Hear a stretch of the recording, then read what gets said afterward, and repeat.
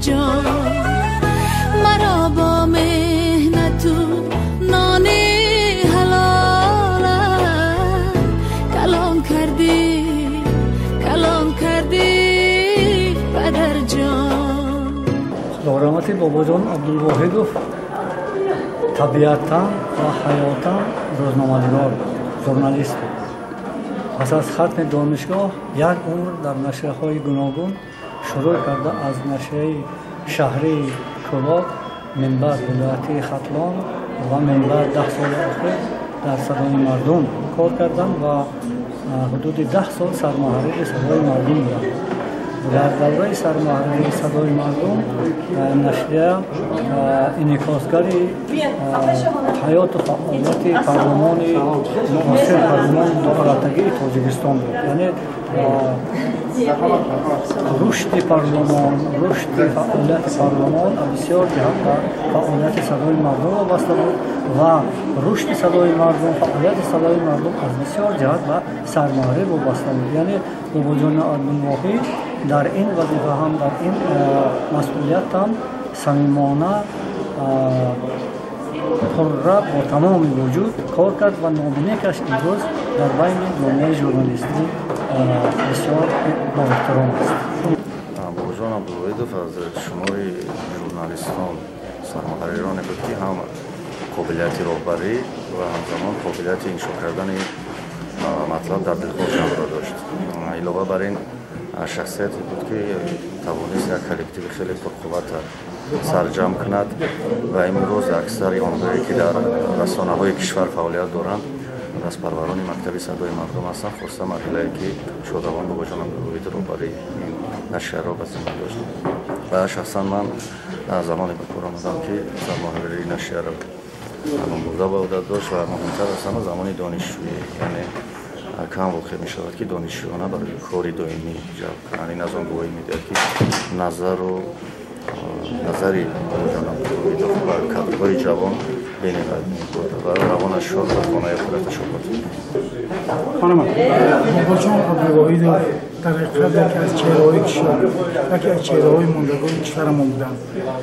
این شخصیت در رشد نموی مطبوعات تاجیک سهم نهایت ارزنده دارند.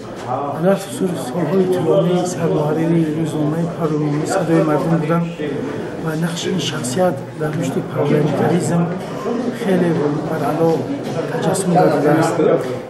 امروز آنهای جمع شدند که این شخصیت بزرگ را یاد میکنند.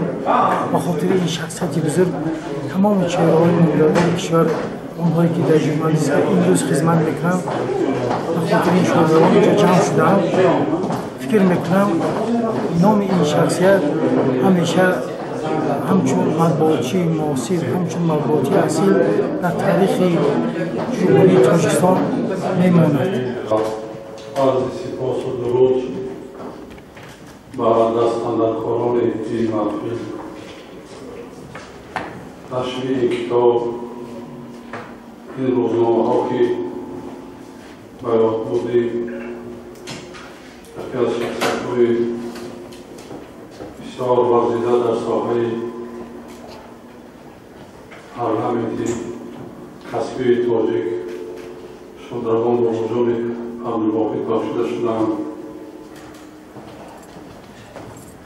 ما زمانی با شادروان بابا جان عبدالواحد با فعالیت آغاز کردیم که یک زمان خیلی مشکل و مرکب و مسئولی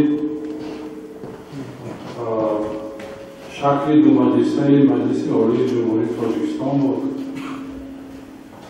برای آگاهی دارید سال 2000 در اساس قرارداد سازشنامه صلح و وحدت و استقرار ملی شکل دو مجلس عالی تأسیس یافت.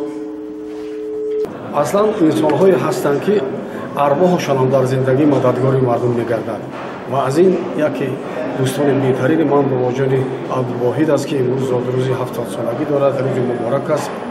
بزرگی بابا جان هم این بود که یک عده قلمکشان نامدار ماهر کشور را امروز با هم جمع کرد در سر یادبود او درباره آینده خرم تاجیکستان صحبت میشد. من افتخار دارم که با باباجان دوستی خوب بودم، همکار بودم و امروز در زندگی اشتراک دارم. جایش جنت باشم. یک لحظه از موقعش نقل کنید. لحظه های زیادی از خاطرات باباجان در همکاری در گزیته ولایتی رای لنگی داشتیم. من، باباجان، محزون، ایوبی نعمت، امیر احمد امیرشاه که امروز بسیارش قلمکشان نامدار جمهوری شدن با هم کار میکردیم و در بین دوستان باباجان با یک قلمکش خوب بودن و مواد و مقاله ها و لوحه های زیاد خوب می نوشتن. من مخلص همدیگر بودیم با باباجان و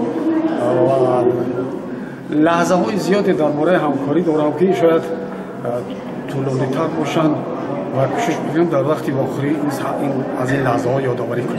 اگر حوشی برای همون صنعت اکتیوری باشد، اگر طلبکجا سطور بستکاری مدرزات باشد، باباجان ما ژورنالیستی مدرزات غیری همین وظیفه‌اش غیری دیگر با پس بلندی و گندگی و خوبی کسی کار نماشت، کاری خودش را میکرد.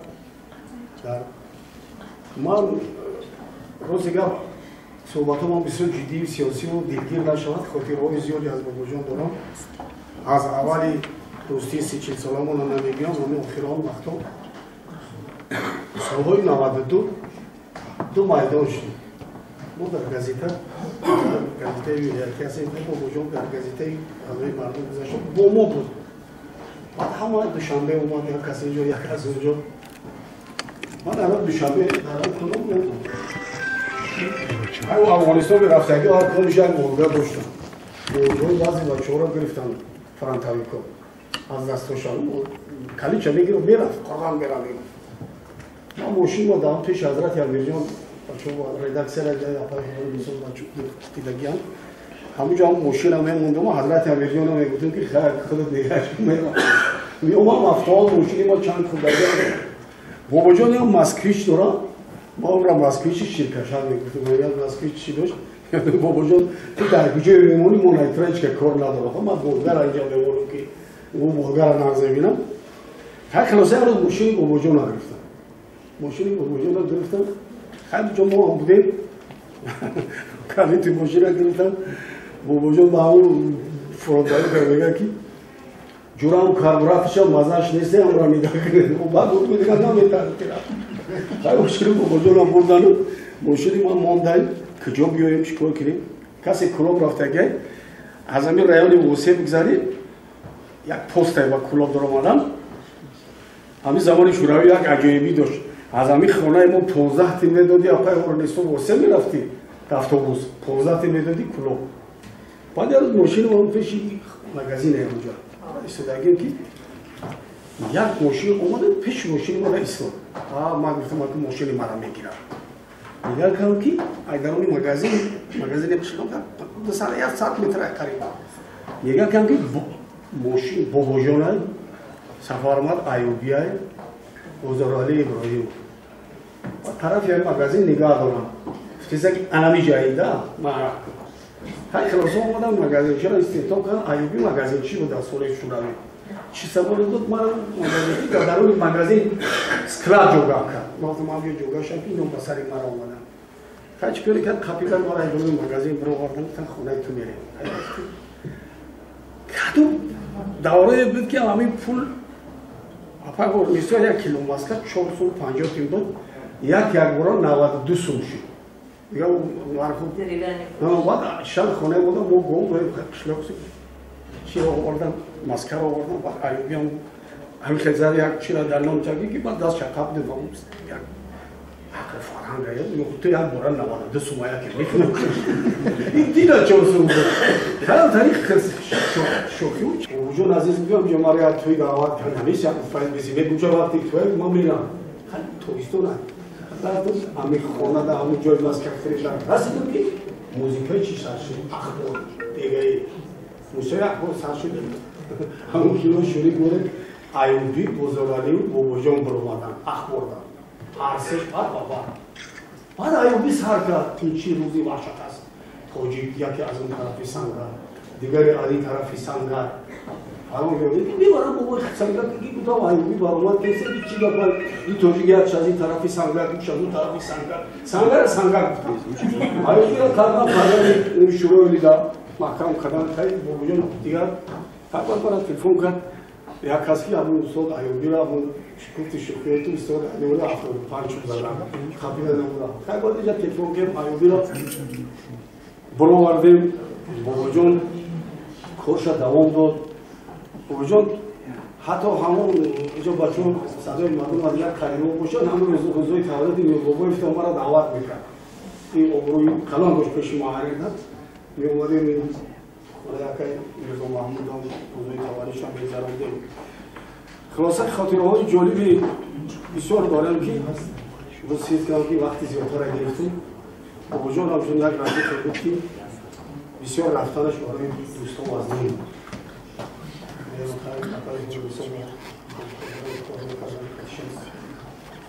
امروز فکر میگم یکی از دوستان بسیار سوال یادی بابا جان مردی که همه وجودش برای ملتش بود برای خلقش بود برای آبادی تاجیکستان بود خوش میشید این روز را میدی که بابا هم صحبت میشدیم ما جشن 70 سالگیش خیلی قید کردیم اینم مهر محبتی مردم مهر محبتی همکاران از همه دوستای دیگری ما در زارون دوست من اشتراک دارم میکنم که کاری خیلی کردیم گزیده صدای مردم مبارک زدم و نظرم کاملا با خاطراتی شرافت رفتگی از مادر مبارک نوشته است که از چه آغاز کنم نمیدونم نوشته منم از چه آغاز کنم نمیدونم بابا جان دوست برادر همکورس همکاس همردیفی بود متاسفانه عدالت زندگی در بی‌عدالتی آن است می‌گوید زندگی لیدین می‌رد و خاک شود این مدت درست ممالات است و بابا در جمله همین زندگان خدمتگاران وطن بود که جان فدا کرد اگر که این روز می‌بود ما 70 سالگرد رو در روبرویش استقبال می‌گرفتیم، جشن می‌گرفتیم، شوخی می‌کردیم، خودسردی می‌کردیم. شناسایی ما همون زمان دانشجویی آغاز یافته بود و من چند خصلت‌های باباجان رو همون زمان دریافت کرده بودم. یکی اون که تابستان ما دانشجویان اصلا ادیات‌های ساختمانی می‌فرستادن و همصنف‌های ما برای تمرینات روزنامه‌نگاری همونطور فرستادن بود. یک همکورس ما سردار صنف ما طاهر حسام‌الدین بود. من بسیار خوب می‌دونم. بعد و بسیار بچه پرینسیپ‌نو بود. بچه بسیار هم سالهای زیاد در صدای مردم کرد. رفیق ما بود.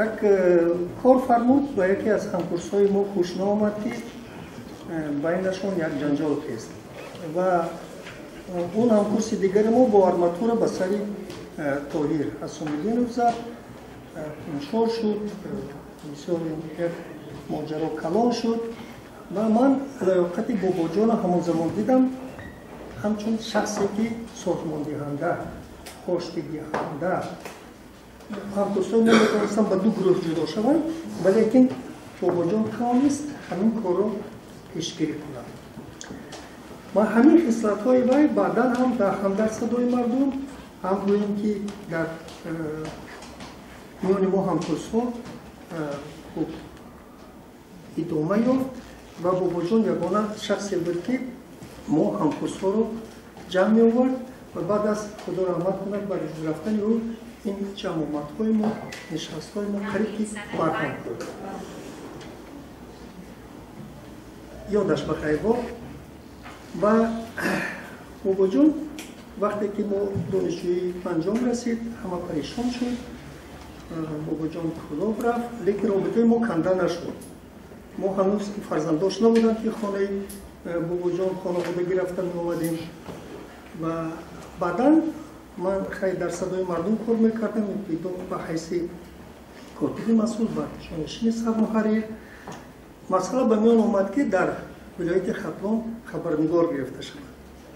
3 نفر نامزدها بودن و نامزدی من بابا جان بود. بعد همین آدم رو ویران میکند میگن چندین نفر از بالای بابا جان عریضه نوشتن نزد سرمحرر در آوردم. سرمحرر من دعوت کردم که تو کی پیشنهاد میکنی؟ من این خیلی معلومات.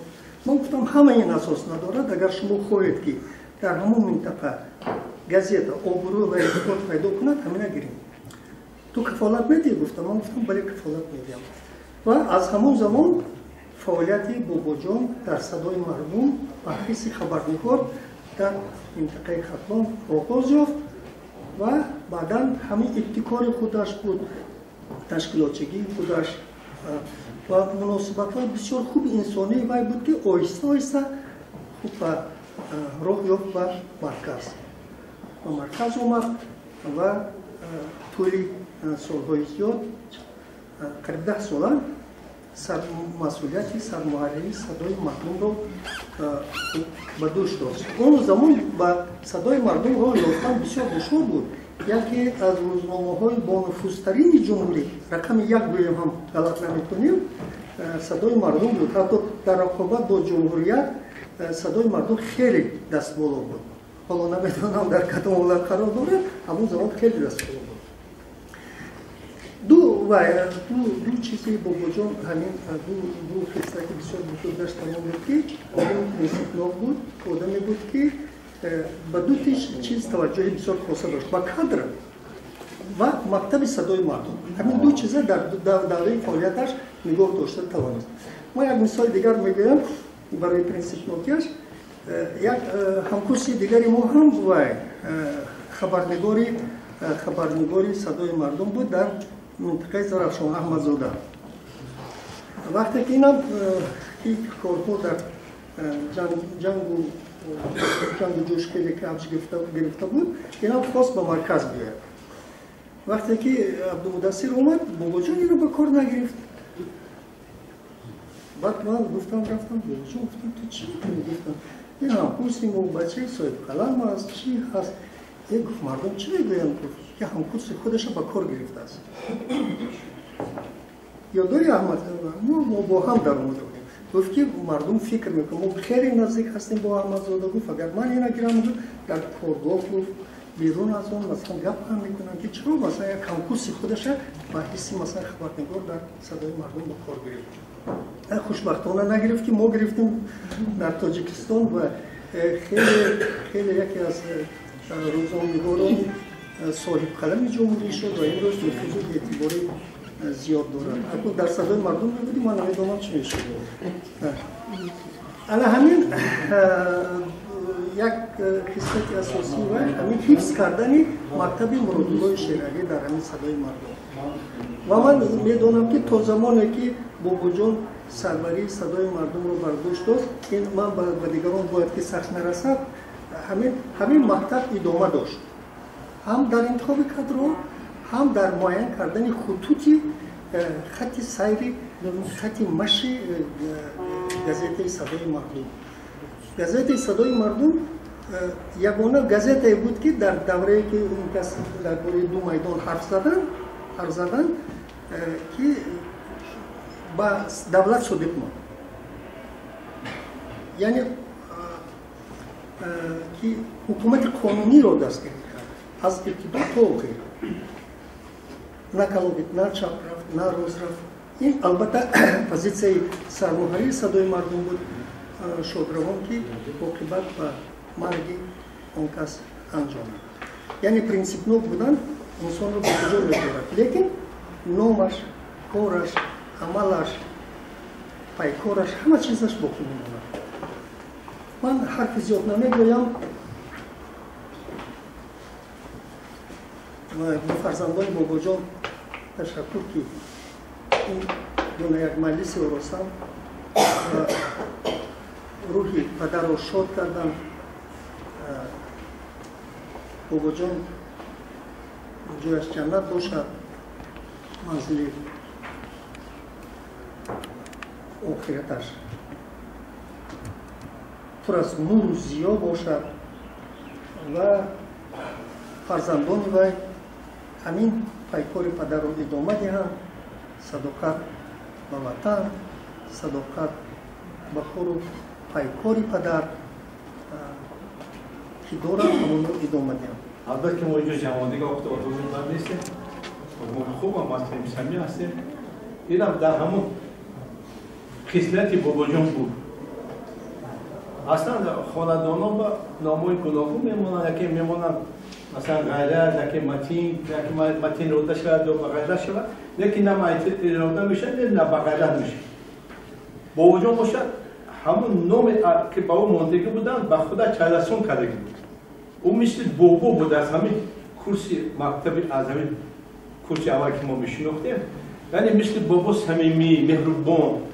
حتی کما که سختی ده که بابا سختی داره که با مهربانی ادای بابا جان همین خیلی اما دلش پر از روشنی بابایی بود و مثل بابای دیگر مثلا گفتی مردم چیکار چه گفتن نمیکرد کفش همیشه کشوده.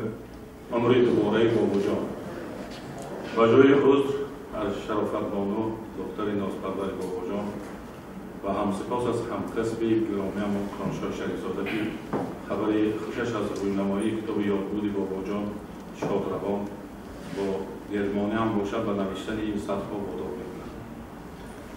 گاه‌ها یکدام ملاقات و صحبت و همنشینی پایان می‌کند که همصحبتت را بشناسید و از ضمیر و خواسته‌اش آگاه بشوید و با او ارج بگذارید.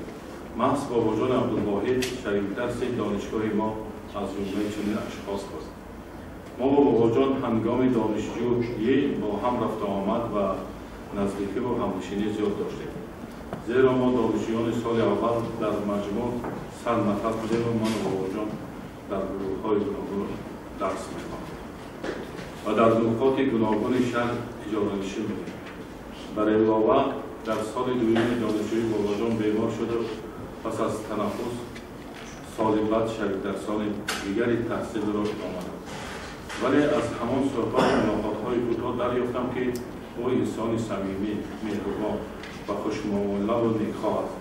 او همیشه با تبسمی به خودش خاص و با یک گرمی و تمکین وارد صحبت می‌کرد و هیچ چنین اتفاق نیفتاد که او کسی را رنجانیده و آزار داده باشد.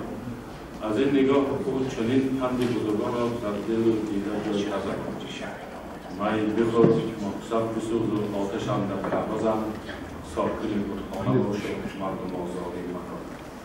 باز یک قصت بسیار نجیب بابا جان این بود که با همه برابر و برادرها و صمیمی مناسبت میکرد و چون بعضی شریک درسان کم مایه اما همسبقها را با محلها جلوه میکرد و برای او انسان بودن آدمیت همکرس است، همنشین است، ارزش داشت.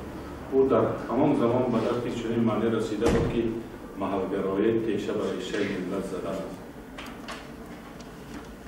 پس از ختم دانشگاه سرنوشت ما را به هر کوی یافتم. من در دوشنبه به کار سر کردم و پس از سال بابا جان هم دانشگاه را ختم کرده و زادگاهش رفتم و کار روزنامه‌نگاری آغاز کرد. در سالهای جنگ داخلی و پس از آن که بنده در غربت بودم چون باری به دوشنبه آمدم بابا جان را در صحن بینای مجموعه روزنامه‌ها دیجیکا واخوردم. آن زمان او سردبیر روزنامه صدای مردم نشریه‌ای با نفوذ جمهوری بود. ولی از صحبت و صمیمیتش دریافتم که این منصب و چاو را دیگرگون نکرده است و او همان بابا جان چون آوان جوانی مهربان و دلسوز است. بعداً از شریک درسان و هم پیشگان و هم در حقش سخنهای نیک شنیده شاد میشدم که زمانه او را دیگر نکرده است. صد دریغ که مخراج اجل رشته زندگی همپیشه ورزیده ما را برمحل برکرد. ولی از سوی دیگر خود را تسلی میدم که راه او را فرزند دلبندش شرافت بانو و دوستان و شاگردانش ادامه میدم و امروز با کوشش آنان کتاب با نام دل او روشنتر از سوز درون بود و نشر رسید که او را اورنیسان آمد. اورنیسان زندان دکتر کلامی شورای وزارت اخبار عمومی ازبکستان دختر دوم کیهان در صدای مردم بفرمایید شمسخان اگر باشید. شما دیدم محلی اقل واقعا همون چیزی خیلی کلاسیکی رو هم شرافت بس نمیدونم چی بگویم. من تمام میره وقتی که اومدم درم خیال کردم که نمیتونم ماشین رو بردم.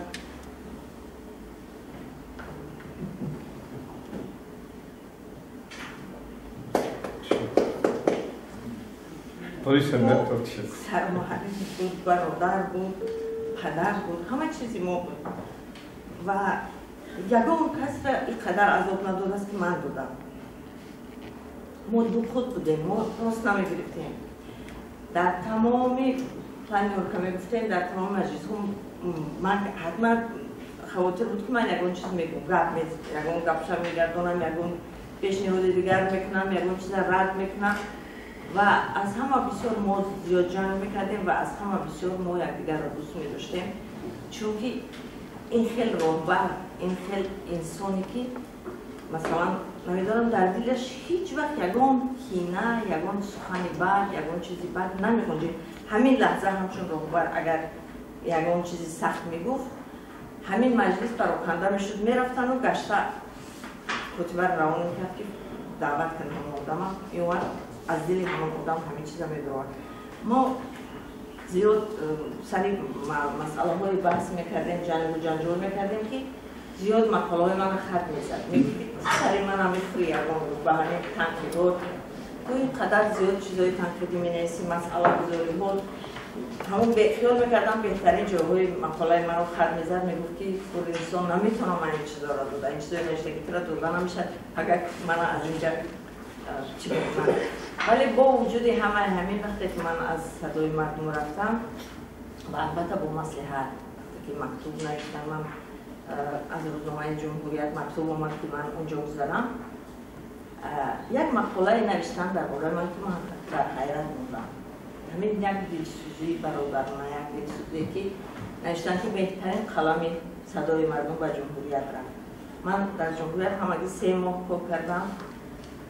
نیت‌های بسیاری داشتیم برای که در این روزنامه من نقشه‌های خیلی خوب داشتیم اما بانوی تاجیکستان تأسیس یافت و من اونجا گذاشتم و همه وقت با کمال عبدالرحیم جنجال میکرد میگفت که این کادر من است که سرمحرر بانوی تاجیکستان شده است. واقعا گپش راست بود. من 8.5 سال در صدای مردم کار کردم. یک قلمکش جوان بودم که از روزنامه روح لنینی اومده بودم و همون وقت یک کمک نامی من در روزنامه روح لنینی میان خوانندگان گویا که پیدا شده بود و اکر بابا جان همه وقت همین تاکید من در ژورنالیستیک بسیار چیزا را یاد گرفتم. یک استاد یک نمیدونم نفری بسیار راهنمایی بودن ولی یک دعای بسیار بد کرده بودن. یک وقت بسیار پیغام میدادن با همون مقاله های تنقیدی گفتن الهی سرمحرر شوی و بعد دلی منو فهمه که تو بتونی که مثلا من در پهلوی اونهای هر روز میشینم که در همین گازیته مثلا وزیر است تو وزیر تنقید میکنی و من این چو باید کنم و من پهلو در مجلس در پهلوی همون وزیر میشینم تا همین چیزا رو من نمیفهمیدم چطور. من مثلا میذاشتم تنقید میکردم و فکر خودم مینوشتم ولی ببینید که سرمحرر شدم با اون دوی بعدی استاد برادر و همکس و همکارم بعد از دردگیری و آگاه شدم. اون فکر میکردیم که اگر بابا جان وقتی که بگوهی یکی اضطراری یکون مجلس سپارش میشد از مجلس عالی و بگوهی مجلس دعوت میکردن. من مثلا فکر میکردم که خیلی خودش ماشین دارد، شما نمیدانید نسل این زمان که اون وقت مسئله نقلیات شهری چقدر دشوار بود. ما در همین مرشدکه های آهنی کشال شده از بیرون چی هم خانه میرفتیم و سهر هم خیلی کار میامده و میگفتم خودش ماشین دارد، پروای ما ندارد، ولی پروای همه چیز و همه کس داشت. اکای عبدالرفیع بسیار خوب نقل کردن، ما رو زیاد به استراحت میبردن. همین خیلی متحد سازی رو من فقط در بابا جان عبدالوهی دیدم، در اداره همون کس که بعدا در جمهوریت هم این چیزها را دیدم و ما در عنوان تاجیکستان کوشش کردیم که آن چیزهایی که یاد گرفته بودیم از این استادان راه اندازی کنیم تا کدام اندازه توانستیم و نه. ولی همچون سرماهری بعدا من با دیگران کار کردم و دیدم راهبران دیگر رو و فهمیدم که یکی از بهترین دوستان راهبران و نفرانی بودن که من نمیدونم خیال میکردم که همین هر یک کارمند صدای مردم یک عضو عائله بود، هرچند که فرزنداش اون وقت میده بودن، با ما بودن، با ما کلان شدن، قهرمان دویم در اداره بود و من رهارم برای اون امروز گریم بسیار میاد که و من یک وصیت کرده بودم وقتی که بیمار بودم. گفتن که برونسام شرافت ژورنالیست و من همین وصیت رو اجرا نکردم. خودش ژورنالیست شد شرافت و وقتی که من در بانوان تاجیکستان سرماهری بودم و امکانیتی مثلا شرافت رو با کار گرفتم داشتم. شرافت اون وقت یا دانشجو بود یا که با خلاکشی هنوز آغاز نکرده بود و من همیشه پیش روی اکای بابا جان همین طرزدار حساب میکنم خودم رو. ولی امروز من میدونم که هر کدام شما گفتن ما دارید اینجا، من همه همکارانی خوبم رو دیدم که زمانی با آنها همکار بودیم. امروز هر کدامی آنها چیزی گفتنی دارن و برای نسل جوان اکنون دیگر اینها در قصه و داستان‌ها در یادنامه‌های ما میمانند. روی اکای بابا جان شاد بود و خدا کند که همین گونه ژورنالیستانی که با همین قدر قلم قویش، با همین قدر اراده‌اش، با همین قدر صمیمیتش، غمخوری‌هایش که در دل ما مانده است در تاریخ ژورنالیستیک تاجیک میماند و صدای مردم. من هرگاهی که در تالارهای صدای مردم امروز هم کار می‌گذارم خیال می‌کنم که همون 8 سالی که من در اینجا ژورنالیستیک آموختم و با ژورنالیستان هم کار بودم و اگر یک ذره نام من در ژورنالیستیک پیدا شده باشد این هم زیر راهبری اکای بابا جان بود با مصلحت‌های خوبی بود و اگر شاید همون کمی همون جلوکشی‌های اکای بابا جان نمی بود شاید سمت فعالیت من با این قدر متوسط نمیشد، دیگر میشد. ولی روحشان شاد بود، خاطراتشان در دل هر یکی ما و شما نیک است و از شرافت عزیز، از قهرمان، از فرزندان اکای بابا جان من بار دیگر اظهار سپاس میکنم که برای یک بار دیگر زنده کردن نام او در نزد اونهایی که نمیشناسن، شاید با او همکار نبودن و با این قدر کتابی زیبا و با این قدر عکسی واقعا همین این عکس من فکر میکنم که همون زمانی همکاری های ما بود. ما هر روز این چهره رو میدیدیم و این همکاری ها رو میشنیدیم و حس میکردیم در خود جنت بود.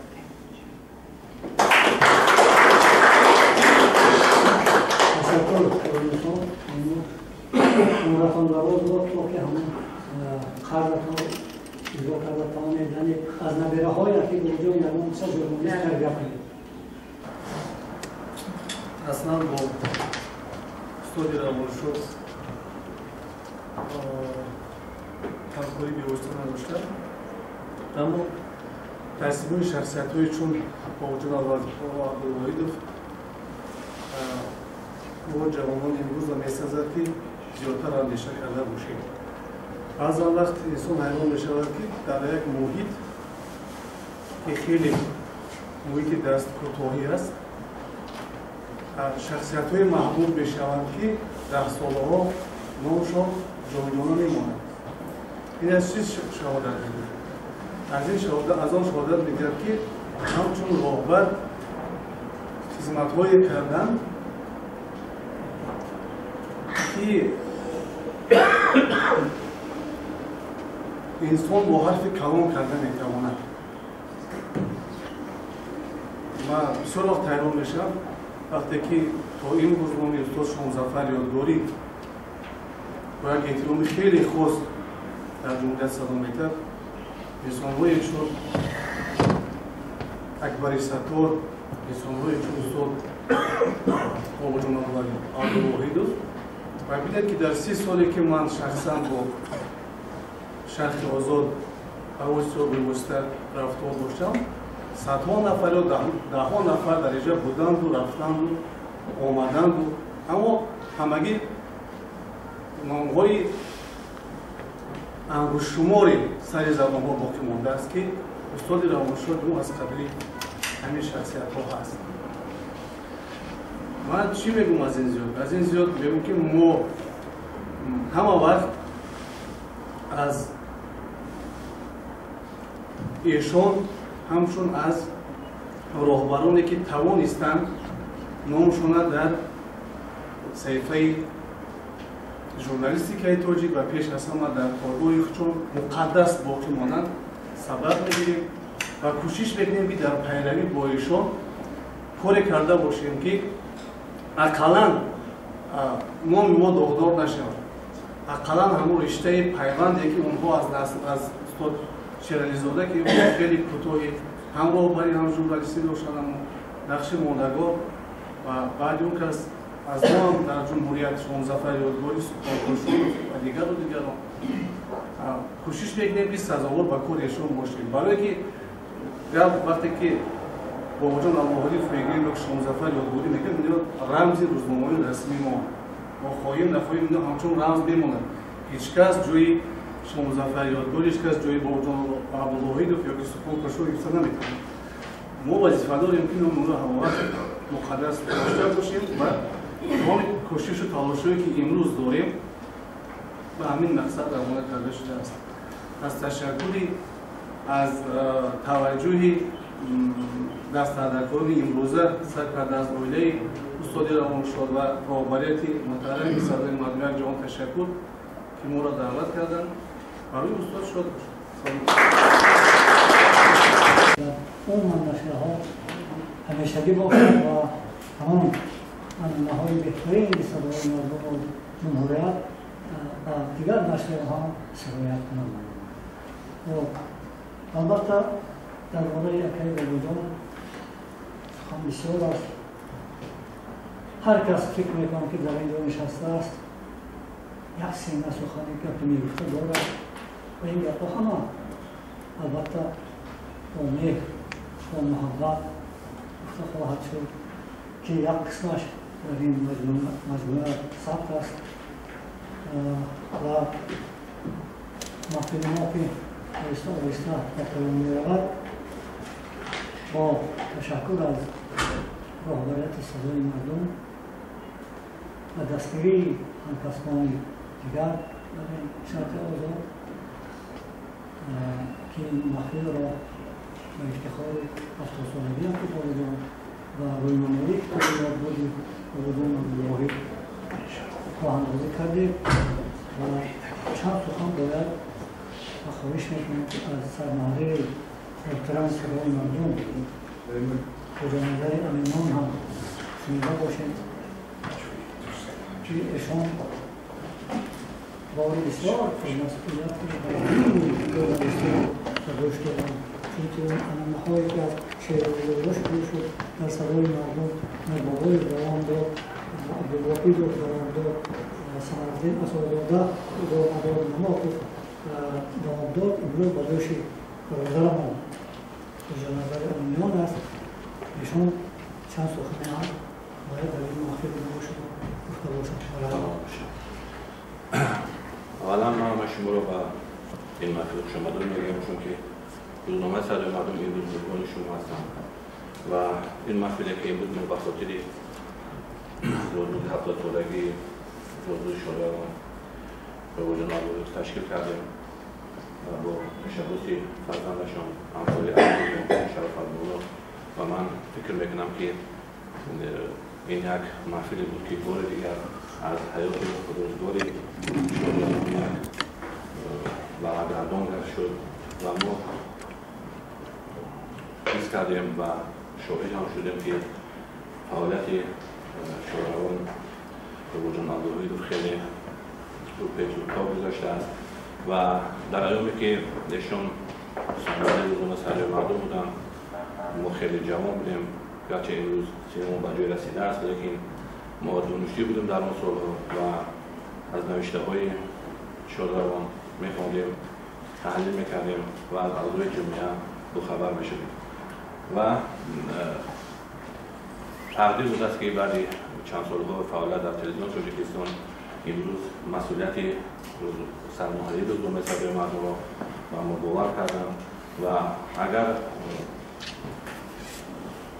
روز هم بگویم گرچه حال یک سال شده باشد لیکن بنهایت مسئولیت وزین بوده است و من فکر میکنم که 10 سالی که شادروان همکسب عزیزی ما بابا جان عبدالوحید در اینجا کار کردم بنهایت مسئولیت وزین داشتم و برهانیش و ملکه خود توانستند که این مسئولیت وزین را پس سر کنند و در تطبیق سیاست دولت و حکومت جمهوری تاجیکستان در تهیه قانون‌های فعالیت مجلس عالی جمهوری تاجیکستان زحمت کشیدم با همکسان خود و من فکر میکنم که واقعا هم شادروان اون مسئولیتی که داشتم اون وظیفه‌ای که داشتم در نزد همکسان خود در نزد ملت در نزد دولت به انجام رسانیدم و من سخن را به دروازه نمیکشم و بار دیگر همه شما را به این محفل شمادر میگم تشکر زود به همه شما که درباره همکسب عزیز مصابی سرمایه‌ای روزنامه سرای مردم شادروان بابا جان عبدالوحید سخنرانی گفتیم و من هم گفتم که روحشان شاد باشم و یادشان گرامی بود. همه شما را بار دیگر به این محفل شمادر میگم که این کاری رفیقت پلیس کرای ستایش است و سخن و دختر خیلی بزرگ السلام علیکم استادانی عزیز خیلی شادم از خاطر نویسی و ویدیوهاتون باوری دارم که با این اقدام روحی پدر جانم شاد شد راستی وقتی که کتاب رو وریانت سیگنالیش رو گرفتم همون شد پدرم به خوابم درآمد با همون چهره و تبسم زیبایشون کاستوم رو پوشیدگی یک تبسم میگم بعد من چون کاری رو پوشیده فرزند ایرکاشون بودم میگم او تا زنده ای کو بعد یک تبسم میکنم او زنده باشی من برای چی کتابت کردم با همون تبسم میکرد و از خوابم میرم خلاصه خیلی شادم اینم دارم و فکرم همه استادا گپای لازمه رو زدم برایم